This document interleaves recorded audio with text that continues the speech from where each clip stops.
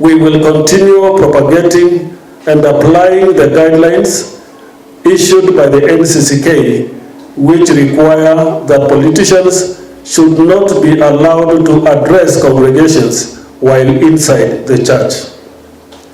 Demand for people-focused celebrating whenever the President, members of Parliament, that all persons are free to attend worship services and give their offerings, but we will not allow the sacred religious practice to be used for self-promotion and self-marketing. We will continue propagating and applying the guidelines issued by the NCCK, which require that politicians should not be allowed to address congregations while inside the church. Demand for people-focused celebrating whenever the President, members of Parliament, governors, members of county assembly, and other political actors donate money whose source are not clear.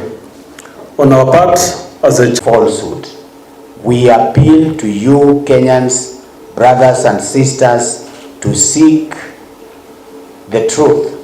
Do not just believe what is said, but take a step to verify if what you have been told is true. To raise your voices, to demand that the judiciary concludes the cases touching on IEBC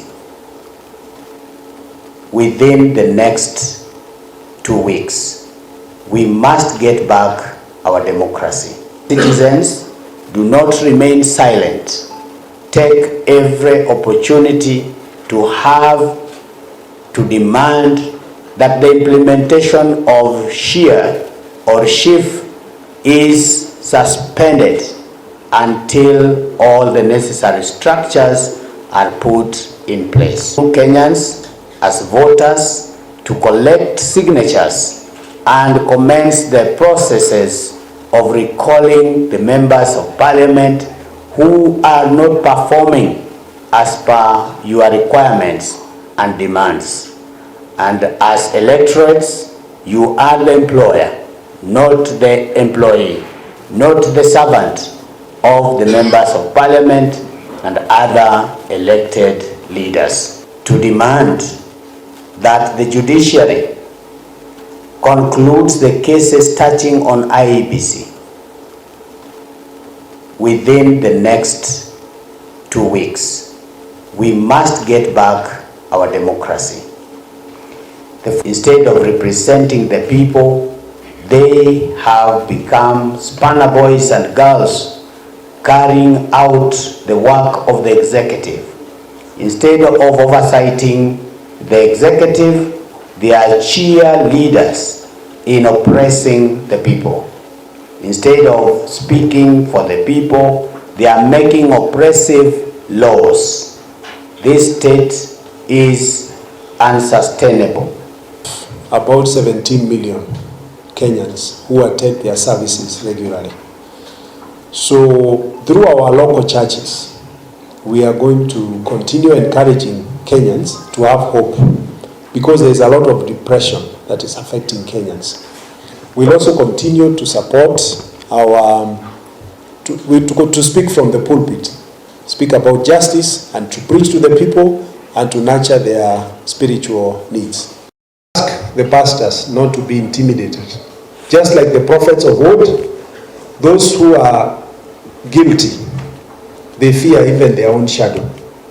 We ask pastors wherever they are to speak boldly and to preach freely and to prophesy when God has placed a message on them. The Constitution identifies the government is a creature of the Constitution that was created by the people, and therefore as an instrument created by the people, it cannot oppress or subjugate them, because Kenya is a constitutional democracy and will continue to safeguard that.